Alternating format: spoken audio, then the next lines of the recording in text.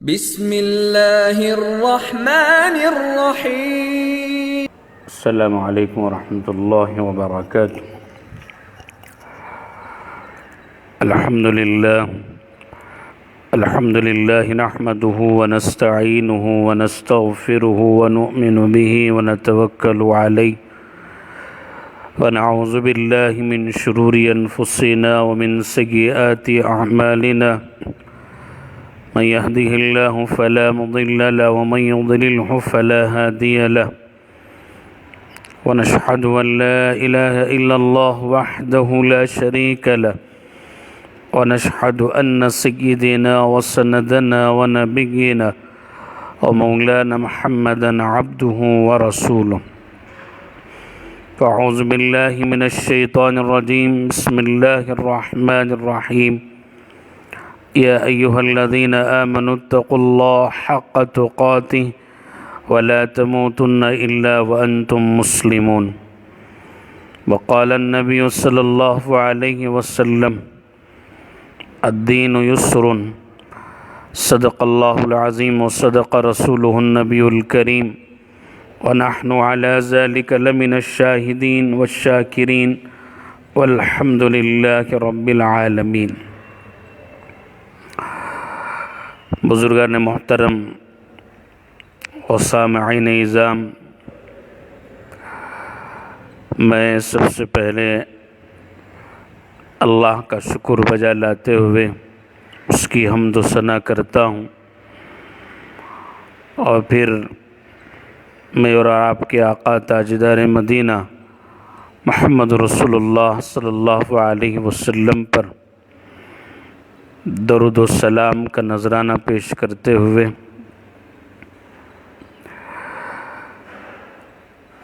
آپ تمام سے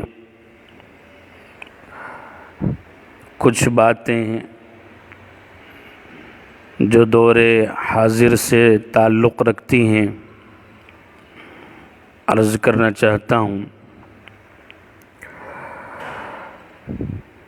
سب سے پہلی بات یہ ہے کہ رمضان کا مہینہ جو ایسا مہینہ جس کا انتظار پورا سال رہتا ہے ہر مسلمان اور ہر مسلمان بڑے شوق اور ذوق کے ساتھ، بڑی محنتوں کے ساتھ اس کی تیاری بھی کرتا ہے، اور اس کی خواہش رہتی ہے کہ یہ رمضان کا مہینہ عبادتوں میں گزرے۔ لیکن اس سال اس کرونا وائرس کے مرض کی وجہ سے جو آج ساری دنیا اس کے گھیرے میں ہے، ہم اپنے گھروں میں رمضان گزار رہے ہیں۔ اللہ تعالی ہمارے اس گھروں میں جتنی عبادتیں ہم سے ہو رہی ہیں، اللہ اسے بے انتہا قبول فرمائے۔ سامعین، یہ جو گزشتہ 2 مہینے سے جس دور سے میں اور آپ گزر رہے ہیں، اور سارے حالات، سارے بیانات اور ساری تحقیق اور ساری مثالیں، ساری چیزیں ہمارے سامنے ہیں، اور اگر ہم اپنے ایمان کو جھنجھوڑیں اور پھر ہم اندر کی ایمانی آواز سے پوچھیں تو یہی بات سمجھ میں آتی ہے کہ ہمارا رب ہم سے ناراض ہو چکا ہے۔ ہم اللہ کو راضی کرنا چاہیے، اور جب تک وہ راضی نہ ہو کوئی چیز نہ ختم ہونے والی ہے، نہ بدلنے والی ہے، نہ کم ہونے والی ہے۔ ہر نظام، ہر چیز اسی کی طرف سے ہوتی ہے، تو ہم اللہ کو راضی کرنے کی فکر فرمائیں۔ اور اگر ہم دیکھیں تو ہمیں معلوم ہوگا کہ گزشتہ 2 مہینوں سے یہ بات پکی ہو گئی کہ اللہ ہم سے ناراض ہے تو ہم اللہ کو راضی کرنے کے لیے کیا کر رہے ہیں۔ جب میری بات سمجھ میں آ گئی کہ میں سمجھ رہا ہوں کہ وحدہ لا شریک ناراض ہو چکا ہے، تو میں اسے راضی کرنے کے لیے کیا کر رہا ہوں؟ کیا میں نے ایسا کوئی کام کیا ہے؟ میرے دن و رات کی تبدیلی اور میرے دن و رات میں اللہ کو راضی کرنے کے لیے میں کیا کر رہا ہوں؟ اور اگر نہیں کر رہا ہوں تو کیوں نہیں کر رہا ہوں؟ اور کس چیز کا ہمیں انتظار ہے؟ اور کون سی چیز ہے جو ہمیں یہ جھنجھوڑنے پر مجبور کرے گی کہ تیرے مالک کو تو راضی کر لے، ساری چیزیں ختم ہو جائیں گی، ساری تکلیفیں دور ہو جائیں گی۔ اس لیے میرے محترم، اگر ہم چاہتے تو یہ کتنا بہترین موقع تھا کہ گزشتہ 2 مہینوں سے ہم گھر میں ہیں اور اللہ رب العزت اپنی غیبی آواز سے ہر مسلمان کے ایمان سے یہ بتانا چاہ رہے ہیں کہ اے میرے بندے، اب تک جو دنیا تو سنبھال رہا تھا، تیری فیکٹریوں پر نظر تھی، تیری تجارت پر نظر تھی، تیری اپنی انا پر نظر تھی، تیرے تکبر اور گھمنڈ کے تو غوطے لگا رہا تھا، اور آج تو اپنے گھر میں بے بس مجبور ہو کر بیٹھا ہے۔ تجھے سوچنا چاہیے کہ میرے رب کو میں کیسے راضی کروں، اور یہ جتنی چیزیں جس پر ہم دنیا فخر کر رہی تھی یہ ساری ختم ہونے والی ہے، تو کیا ہی اچھا ہوتا کہ ہم گھر کے نظام کو اس 2 مہینوں میں پورے دین کا نظام بنا کر رکھ دیتے۔ ہم اپنے اولاد کو دیکھتے کہ اس کی اخلاق کیسے ہیں اور مجھے کیسے سدھارنا چاہیے، اس کی نماز کی فکر ہوتی، میرے بچوں کی اور میری اور میرے اہل و عیال کی۔ جہاں میں گھر میں ہوں، میں یہ سوچ کر کہ چلو اللہ رب العزت نے ان ساروں پر مجھے ذمہ دار بنایا ہے اور یہ ذمہ داری مجھے نبھانی ہے۔ کل قیامت کے دن اللہ رب العزت مجھے پوچھیں گے کہ تیرے ماتحت میں اتنے لوگ تھے اور میری نافرمانیاں ہو رہی تھیں اور تو بے پرواہ غفلت پھر رہا تھا، لیکن آج میں اسے دیکھوں کہ میرے بچوں کی نمازیں کیا حال ہیں اور میرے بچوں کے اخلاق کا کیا حال ہے، میرے بچوں کی سنتوں کا کیا حال ہے، اور خود میری کتنی اندر ایسی جستجو ہے جو میں پابندی کے ساتھ نمازیں ادا کروں۔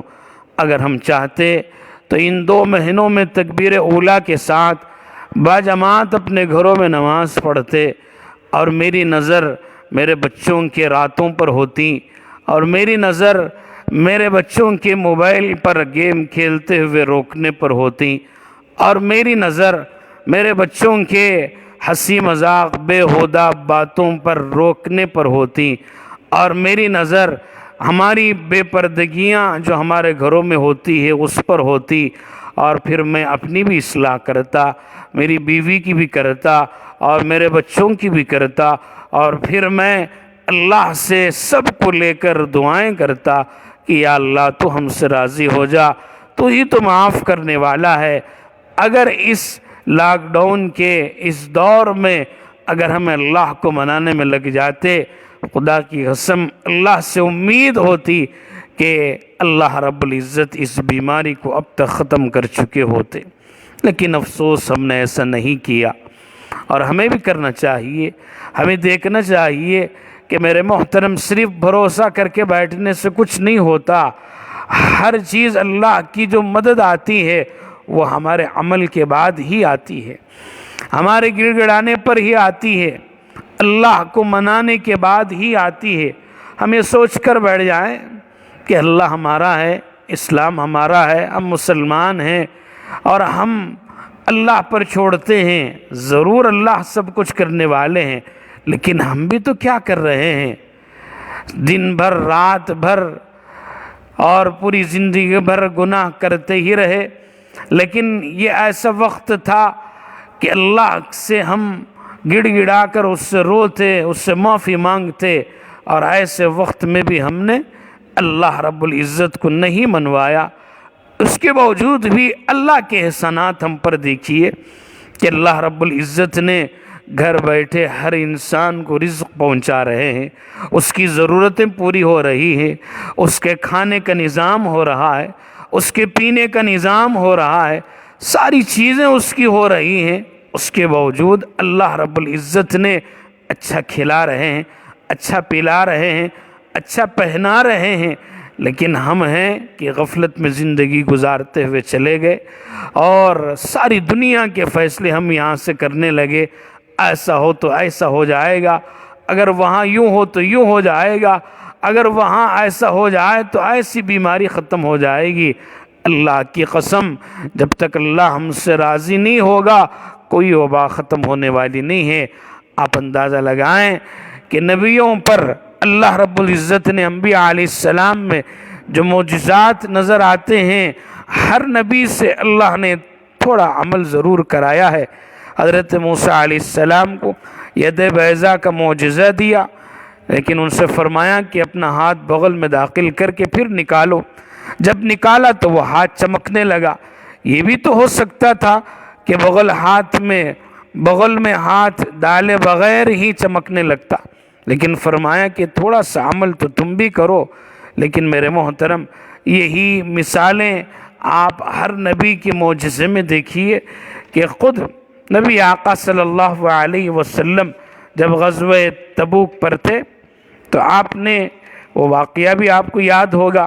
کہ غزوہ تبوک میں آپ صلی اللہ علیہ وسلم تشریف لے جا رہے تھے۔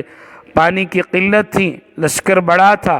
پیاس لگی ہوئی تھی اور پانی نہیں مل رہا تھا۔ آپ صلی اللہ علیہ وسلم نے فرمایا فلاں مقام پر راستے میں ایک چشمہ آئے گا، جب وہ چشمہ آ جائے تو مجھے اطلاع کرے اور میری اجازت کے بعد لشکر اس چشمے سے پانی پیے گا۔ چنانچہ راستے میں چشمہ آیا، اس چشمے میں تھوڑا سا پانی تھا جس کو چند افراد ہی پی سکتے تھے۔ آپ صلی اللہ علیہ وسلم نے اپنا دست مبارک اس چشمے کے پانی میں ڈالا اور پھر فرمایا کہ اب لشکر اس پانی کو استعمال کرے۔ چنانچہ سارا لشکر اس پانی سے سیراب ہو گیا۔ یہاں بھی اگر اللہ چاہتے تو ویسے ہی آسمان سے پانی نازل فرما دیتے یا کوئی اور ایسا طریقہ ہو جاتا جس کے ذریعے سب سیراب ہو جاتے، لیکن ایسا نہیں کیا، بلکہ یہ حکم دیا کہ چشمہ تلاش کرو، اس کے ذریعے تھوڑا سا پانی تم اپنے عمل سے حاصل کرو اور پھر اپنا ہاتھ اس کے اندر داخل کرو، اس کے بعد اس کے اندر ہم برکت ڈالیں گے۔ اس واقعے کے ذریعے سے بھی اللہ نے یہ سبق دیا کہ اپنا عمل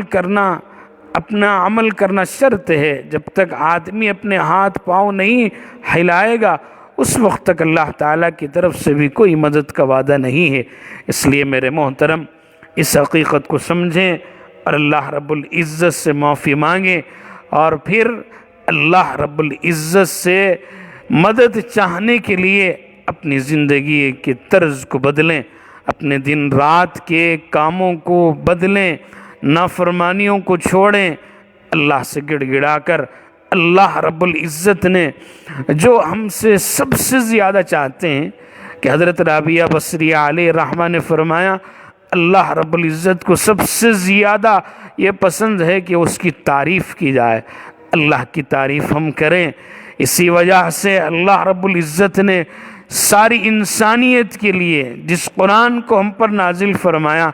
اس کی پہلی آیت ہی یہی رکھی، الحمدللہ رب العالمین، تمام تعریفیں اللہ کے لیے ہیں۔ تو اللہ کی تعریف کرنا اللہ کو بہت پسند ہے۔ رمضان کا مہینہ ہے، اس کی ہم تعریف کریں، صبح و شام اس کا ذکر فرمائیں، استغفار پڑھیں، نبی آقا صلی اللہ علیہ وسلم پر درود پڑھیں، پھر دیکھیں کہ کیسے انشاءاللہ العزیز اللہ کی طرف سے مدد آئے گی۔ اللہ ہمیں عمل کی توفیق عطا فرمائے۔ دوسری چیز جو میں آپ سے عرض کرنا چاہتا ہوں وہ یہ ہے کہ ہم اپنے گھرانوں میں کفایت شعاری سے اور بہت ہی دیکھ کر کہ ہماری کمائی اور ہماری جو پونجی ہے اور ہم بخالت کیے بغیر، بہت زیادہ اسراف کیے بغیر اعتدال طریقے سے، درمیانہ طریقے سے ہم خرچ کریں۔ یہ بھی اسلام کا بہت بڑا حصہ ہے کہ کفایت شعاری، جسے آج ہم بہت سارے ہمارے بچے جانتے بھی نہیں کہ یہ کتنی بڑی چیز ہے۔ اس لیے میرے محترم، جہاں 2 مہینوں سے ہم گھروں میں ہیں تو وہاں اپنے بیوی بچوں کو سکھلائیں کہ اسلام میں ایک کفایت شعاری بھی ہے کہ بہت زیادہ اسراف بھی نہیں اور بہت زیادہ بخالت بھی نہیں، بلکہ بخالت سے اوپر اٹھ کر، اسراف سے ذرا نیچے آ کر درمیانی رویہ اختیار کریں خرچ کرنے میں۔ اور یہ جو ماحول چل رہا ہے، اس میں ہمارا وہ رویہ ہونا چاہیے کہ ہم انسانیت کو بانٹیں، کہ جہاں بہت سارے ایسے بیمار ہیں جو دواؤں کے لیے ترس رہے ہیں اور ہم ان کے رشتہ دار بھی ہیں، ہمارا حق بنتا ہے کہ ہم ان کا خیال کریں۔ ایسے غرباء، مساکین اور ایسے ضرورت مند جو اپنی زبان پر ان کی ضرورت لانا انہیں شرمندگی محسوس ہو رہی ہے، تو ایسوں کا خیال کرنا بہت ضروری ہے۔ ایسا نہیں ہے کہ ہم قرض کریں اور اپنی انا کو سامنے رکھ کر کہ میری تعریف خاندان میں ہو کہ میں ایسا ہوں کہ ایسے لاک ڈاؤن میں بھی میں نے میرے بچوں کو اتنے ہزار کے کپڑے پہنائے، میں ایسا دسترخوان لگایا کرتا تھا اور میں ایسا کھلایا اپنے بچوں کو، میں اپنی بیوی کو ایسا پلایا کہ سارا محلہ میری تعریف کرے، سارا گھروں والے میری تعریف کرے۔ میرے محترم، اللہ ہم سے خوش ہو کر وہ فرشتوں میں تعریف کرے، ایسا عمل ہمیں کرنا چاہیے کہ اس تعریف کے بھوکے میں ہم، کہ لوگ ہماری تعریف کریں، قرض بھی لے رہے ہیں، بیاض کو بھی لے رہے ہیں، یہ نہیں سوچ رہے ہیں کہ آئندہ کیا ہونے والا ہے۔ اس لیے میرے محترم، اب ضرورت سے زیادہ دسترخوان لگانا بھی اسراف میں داخل ہے، ضرورت سے زیادہ اپنے بچوں کو کپڑے دلانا بھی اسراف میں داخل ہے۔ دیکھیں اپنے پڑوس میں کون بھوکا ہے،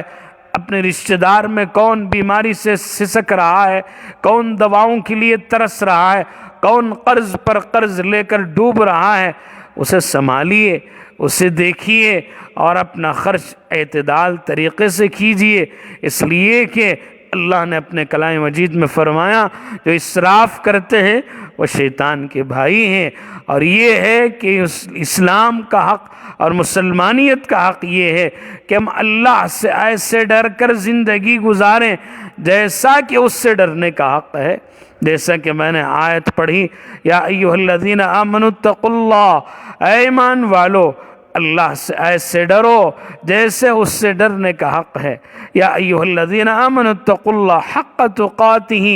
ولا تموتن الا وانتم مسلمون۔ یہ اللہ سے ڈرنا ایک ہفتے کے لیے نہیں، 2 مہینوں کے لیے نہیں، یہ صرف ان مشکل حالات میں نہیں، بلکہ اپنی زندگی سے لے کر اپنی آخری سانس تک، اپنی قبر میں جانے تک، ہر لمحے میں، ہر رات میں، ہر دن میں، ہر ماحول میں، ہر حال میں، ہر خوشی میں، ہر غم میں، ہر بیماری میں، ہر شفا میں، ہر حضر میں، ہر نظر میں، ہر حال میں ہم اللہ سے ڈر کر زندگی گزارنی ہے کہ میرا مالک اس وقت کیا چاہ رہا ہے اور مجھے ایسے وقت میں کیسے اللہ سے ڈر کر زندگی گزارنی چاہیے۔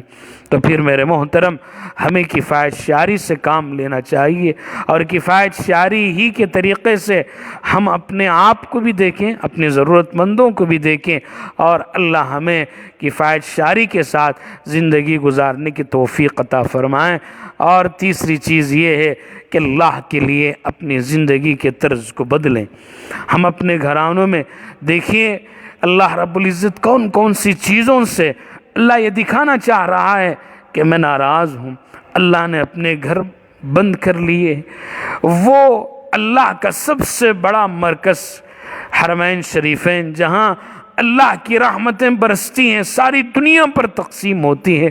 وہاں دروازے بند ہو گئے، اور پھر اللہ کے گھر بند ہو گئے۔ اور پھر میرے محترم، اور کیا اس سے بڑی اور کیا آپ کو دلیل چاہیے کہ سارا خیر بند ہے،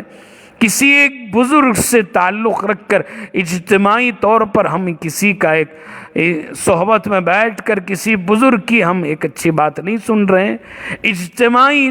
کوئی عبادت ہماری نہیں ہو رہی ہے، اجتماعی دعا نہیں ہو رہی ہے، نہ کوئی مدرسہ چل رہا ہے، نہ کوئی تدریس اجتماعی طور پر قرآن کا درس چل رہا ہے، نہ قال اللہ نہ قال رسول صلی اللہ علیہ وسلم کا کوئی درس چل رہا ہے۔ ساری دنیا پر نظر دوڑائی، ہر خیر کا کام جو اجتماعی طور پر اللہ سے گڑ گڑانے کا تھا سارا بند ہو چکا ہے۔ اللہ کتنے ناراض ہیں۔ اور یہ رمضان کا مہینہ، اور ایسے رمضان کے مہینے میں بھی اگر ہم نے اللہ کو نہیں منوایا، اللہ سے نہیں گڑ گڑائے، اللہ سے نہیں معافی مانگے، پھر اور کون سا وقت ہوگا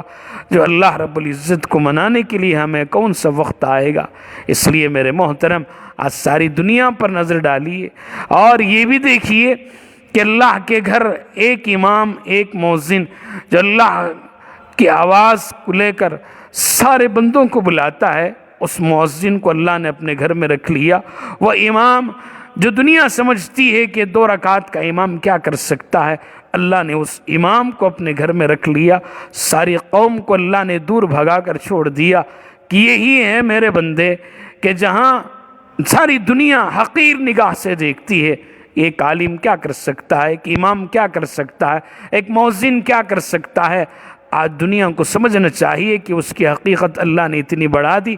کہ وہ اپنے اس کے گھروں میں ہیں اور اس کے گھروں میں رکھ کر کہ ایک امام کی اجازت ہے، ایک مؤذن کی اجازت ہے، ایک مسجد میں خادم جو جھاڑنے والا ہے اس کو بھی اللہ نے اپنے گھر میں جگہ دے دی اور باقی ساروں کو بھگا کر چھوڑ دیا۔ اور یہ حقیقت کو ہمیں سمجھنا چاہیے۔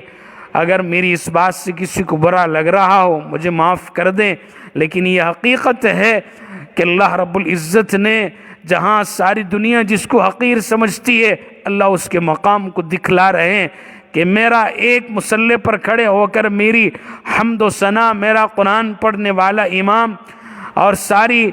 دنیا کو بلانے والا مؤذن جسے دنیا حقیر سمجھتی ہے، اور میری مسجد میں اور میرے گھر میں جھاڑو دینے والا یہ خادم جسے دنیا حقیر سمجھتی ہے، کوئی مالدار اپنی بیٹی دینے تیار نہیں، کوئی آفیشل، کوئی رائل فیملی کا اپنی فیملی میں شامل کرنے والا کرنے کے لیے اسے راضی نہیں، اور اپنے دسترخوان پر بٹھانے کے لیے جسے حقیر سمجھتے ہیں، اپنی میٹنگوں میں، اپنے مشوروں میں، اور اسے لینے کے لیے سمجھتے ہیں کہ یہ کیا کر سکتا ہے۔ اللہ نے آج ساری دنیا کو دکھایا کہ یہ میرا گھر ہے اور یہ 3 افراد ہیں میرے جس کو میں چاہتا ہوں اپنے گھر میں رکھ کر ساروں کے لیے میں نے دروازے بند کر لیے ہیں۔ تو سوچنے کا مقام ہے کہ اللہ ہم سے کتنے ناراض ہیں۔ ہمیں اللہ کو منانے کے علاوہ اس اللہ کے اس رمضان میں اس کے علاوہ ہمارا کوئی کام نہیں ہونا چاہیے۔ اللہ کے لیے اپنے سے، اپنے اولاد سے، اپنی بیوی سے، اپنے موبائل کی مصروفیت کو ختم کریں۔ کتنا وقت ہے جو ہم قرآن میں لگا رہے ہیں، کتنا وقت ہے جو ہم اپنے موبائل پر لگا رہے ہیں، گیموں میں لگا رہے ہیں، کیرم بورڈ پر لگا رہے ہیں، اور نہ جانے کتنے ایسے گیمز ہیں جو ہمارے گھروں میں یہ 2 مہینوں میں ایجاد ہو کر دن رات چل رہا ہے۔ کاش کہ ہم اللہ کا قرآن پڑھ لیتے، روزانہ اسے استغفار 100 مرتبہ کر لیتے۔ ایسے بھی ہیں جو کر رہے ہیں، مبارکباد ہیں، لیکن میرے محترم جو ایسے ہیں جو نہیں کر رہے ہیں وہ سوچنا چاہیے کہ آخر کون سا ایسا وقت ہوگا اور کون سی ایسی نشانیاں ہوگی جو اللہ رب العزت، اور کون سی ایسی وبا کی بیماری ہوگی جو ہمارے سامنے لوگ مر رہے ہیں۔ ایک انسان دوسرے انسان سے ہاتھ ملاتے ہوئے ڈر رہا ہے اور اس کی چیز استعمال کرتے ہوئے ڈر رہا ہے، وہ جہاں بیٹھ کر اڑ جائے وہاں نہیں بیٹھ رہا ہے۔ ایسی معمولی مخلوق جو دکھتی بھی نہیں، اللہ نے آج ساری دنیا کو اس سے ڈرا رہے ہیں، اور انسان کا دشمن بنا ہوا ہے۔ اور ساری دنیا پر آپ نظر ڈالیں کہ جتنے سپر پاور تھے، اپنی طاقت پر گھمنڈ، اپنی پیسوں پر گھمنڈ، اپنی سوچ پر گھمنڈ، اور اپنی جتنی دوسری مال و دولت پر گھمنڈ، آج ساری دنیا ختم ہو گئی، ساری دنیا ٹھہر گئی۔ ایک معمولی سی اتنی چھوٹی مخلوق جو دکھتی بھی نہیں ہے، ایسوں سے اللہ نے سب کو یہ مجبور کر کے رکھ دیا۔ یہ سوچنے کا مقام ہے کہ ایسے وقت میں ہم اللہ کو راضی کرنے کے لیے اور کیا کر سکتے ہیں۔ اس لیے میرے محترم سامعین اعظام، ہم اللہ کو راضی کریں۔ یہ رمضان کا مہینہ جو آدھے سے زیادہ گزر چکا ہے ہماری غفلتوں کی وجہ سے، جس کی ہم فکر کر رہے ہیں اللہ وہ دے رہا ہے۔ روزانہ اٹھ کر ہم یہ فکر کر رہے ہیں آج کیا کھائیں گے، گھر بیٹھے اللہ رزق پہنچا رہا ہے۔ جو انسان جس کی فکر کر رہا اس کی ضرورت وہ پوری ہو رہی ہے، لیکن ہم کیا کر رہے ہیں اللہ کے لیے، جو اللہ گھر بیٹھے میرا مالک کتنی ضرورتیں پوری کر رہا ہے۔ اس لیے میرے محترم اپنے لیے بھی فکر کریں۔ روزانہ ایک وقت ایسا ہو کہ اس میں ہم پورا گھر قرآن پڑھیں، ایک وقت ایسا ہو اس میں ہم پورا گھر ہم اللہ کو یاد کریں، تسبیح کریں، ایک وقت ایسا ہو پورا گھر بیٹھ کر ہم آقا صلی اللہ علیہ وسلم پر درود نازل فرمائیں اور اس پر درود بھیجیں، ایک وقت ایسا ہو کہ پورا گھر مل کر اللہ سے دعائیں کریں، گڑ گڑائیں، اور یہی چیز اس بیماری کو بھی ختم کر سکتی ہے، اور یہ اس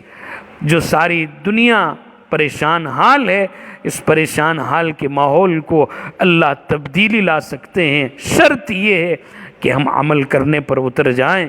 ہم اپنی زندگی کو بدلنے پر اتر جائیں، ہم اپنے آپ میں ایمانی زور سے اپنے ضمیر کو یہ جھنجھوڑیں کہ تو اللہ کا بندہ کہاں جا رہا ہے۔ دیکھیں حالت کیا ہے امریکہ میں کہ فون آتا ہے کہ آپ کے آدمی چلے گئے، بس اطلاع ہوتی ہے کہ ختم ہو گیا اس وبا سے، نہ اس کی جنازے میں شرکت، نہ اس کا دیدار،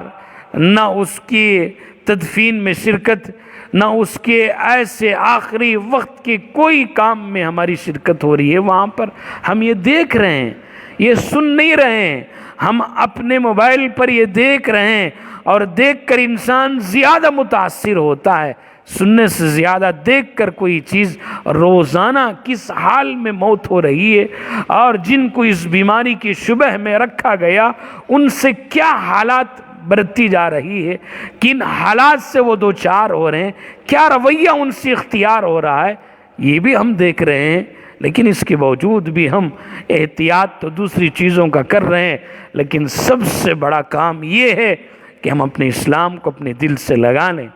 ہم اپنے قرآن کو اپنے دل سے لگا لیں، ہم اپنے آقا صلی اللہ علیہ وسلم کی سنتوں کو اپنے دل سے لگا لیں، پھر دیکھیں کہ اللہ کی مدد کیسے آئے گی۔ دین بہت آسان ہے۔ آقا صلی اللہ علیہ وسلم نے فرمایا الدین یسر، دین اتنا آسان ہے کہ دیکھیں آپ مسجد نہیں جا سکتے، گھر میں جماعت کے ساتھ نماز پڑھ سکتے ہیں، ساری چیزیں آپ گھر میں کر رہے ہیں، اور اللہ رب العزت اس کو قبول بھی کر رہے ہیں انشاءاللہ العزیز۔ اور ایسے بھی ہیں جو گھروں میں رہ کر گڑ گڑا رہے ہیں، نمازیں ادا کریں، بہت مبارکباد ہیں، اور انہیں احساس بھی ہے۔ اللہ رب العزت ہمیں کہنے و سنت سے زیادہ عمل کی توفیق عطا فرمائے۔ یہی 3 باتیں تھیں کہ ہم اپنے آپ میں سوچیں کہ کیا کر رہے ہیں، اپنی زندگی کے طرز کو بدل کر اللہ سے ڈریں، اللہ کو منائیں، اللہ سے استغفار کریں، اللہ سے گڑ گڑائیں، اور دوسری چیز کفایت شعاری کے ساتھ اپنے تجارت کو جو جہاں رکی ہوئی ہے، جو تکلیفوں سے ہم گزر رہے ہیں، اسے دیکھ کر خرچ کریں۔ آئندہ کیا حالات ہونے والے یہ بھی پتہ نہیں ہے، اس وجہ سے اسراف نہ کریں، اور اپنی اس کفایت شعاری کے عمل کو، اس اسلام کے حصے کو اپنی زندگی میں لائیں۔ اور دوسری چیز یہ ہے کہ جب تک یہ ہم عمل نہیں کریں گے اللہ کی مدد نہیں آنے والی ہے۔ ہم ایسے ہی بیٹھ کر اللہ سے بے جا شکوہ کرتے رہیں کہ ہم مسلمان ہیں، ہم اللہ کے ماننے والے ہیں، ہمارے اوپر کیوں ایسی حالتیں ہیں۔ ہم یہ دیکھیں کہ اللہ رب العزت ہم پر کتنی نعمتیں برسا رہے ہیں، اور اس کے بدلے میں ہم اللہ کے لیے اللہ کا کتنا شکر ادا کر رہے ہیں کہ نہیں کر رہے۔ اللہ رب العزت ہمیں عذاب دینا نہیں چاہتے، اللہ رب العزت ہمیں تکلیف دینا نہیں چاہتے۔ اللہ فرماتے ہیں ما یفعل اللہ بعذابکم ان شکرتم وآمنتم، اے ایمان اگر ایمان لے آؤ اور اللہ تعالیٰ کا شکر ادا کرو تو اللہ تعالیٰ تمہیں عذاب دے کر کیا کرے گا۔ کتنی میاں سے اللہ فرمائے۔ اور آقا صلی اللہ علیہ وسلم نے فرمایا انی لاستغفر اللہ کل یوم 70 مرہ، میں اللہ تعالیٰ سے روزانہ 70 مرتبہ استغفار کرتا ہوں. جب آقا صلی اللہ علیہ وسلم کرتے ہیں تو ہمیں کتنی مرتبہ کرنا چاہیے. تو میں آخر میں جمعیت العلماء کے پلیٹ فارم سے یہ جو خدمات ہو رہے ہیں انہیں مبارکباد دیتے ہوئے شکر ادا کرتا ہوں. اور اس مجھ سے حقیر اور طالب علم کی یہ جو باتیں تھیں اور اس میں اگر کچھ غلطی ہو تو میری اصلاح بھی فرمائیں. اور اتنا عرض کرتے ہوئے میں شکر بجا لاتے ہوئے میں اپنی بات ختم کرتا ہوں. اللہ تعالیٰ مجھے بھی آپ کو بھی ساری امت مسلمہ کو عمل کرنے کی توفیق عطا فرمائیں.